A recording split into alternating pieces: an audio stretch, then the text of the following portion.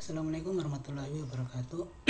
Perkenalkan, nama saya Ahmad Razani, NIM 2023 Di sini saya akan membahas tentang cerita dengan judul Gua Boki Maruru, yaitu cerita yang berada di daerah Halmahera Tengah di Maluku Utara sana. Jadi resume cerita ini yaitu cerita Gua Boki Maruru menceritakan tentang seorang pemuda bernama Montakawai yang hidup di tepi sungai Kobe. Ia memutuskan untuk mencari daerah baru di bagian utara dan menemukan sebuah kawasan yang indah di dekat muara sungai Dagasuli. Suatu hari, Montakawai menemukan seorang perempuan cantik yang sedang mandi di sungai dan menghanyutkan tubuhnya di depan gua. Perempuan itu bernama Sarimadago, dan Montakawai jatuh cinta dengan kecantikan dan keelokan perempuan itu. Sadar bahwa ia tidak dapat melupakan perempuan itu, Montakawai berusaha untuk menangkapnya. Setelah beberapa kali gagal, Montakawai akhirnya berhasil menangkap Sarimadago dan membawanya ke rumahnya. Mereka kemudian menikah dan hidup bahagia di dekat pesisir pantai muara sungai Dagasuli.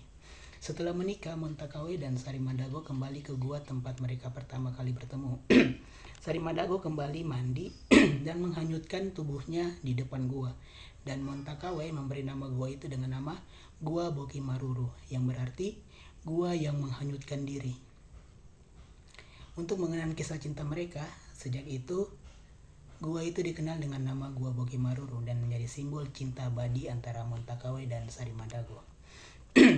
Unsur budaya yang terdapat pada cerita ini yaitu cerita ini mengandung unsur budaya nomaden, yaitu pola hidup berpindah-pindah untuk mencari makan dan sumber daya alam. Hal ini terlihat dalam kehidupan Montakawai dan masyarakat suku Sawai pada zaman dahulu yang hidup berpindah-pindah di sekitar sungai dan hutan. Cerita ini juga menggambarkan kehidupan masyarakat suku Sawai pada zaman dahulu yang hidup di sekitar sungai dan memiliki kebiasaan mencari makan di hutan dan sungai. Hal ini terlihat dari aktivis Montakawai yang mencari makan dan mencari daerah baru untuk ditempati. Kemudian unsur budaya selanjutnya, nama-nama tempat dan tokoh dalam cerita ini juga mencerminkan budaya dari dan bahasa suku Sawai. Contohnya, nama Gua Boki Maruru yang berarti Gua Putri yang menghanyutkan diri dalam bahasa Sawai.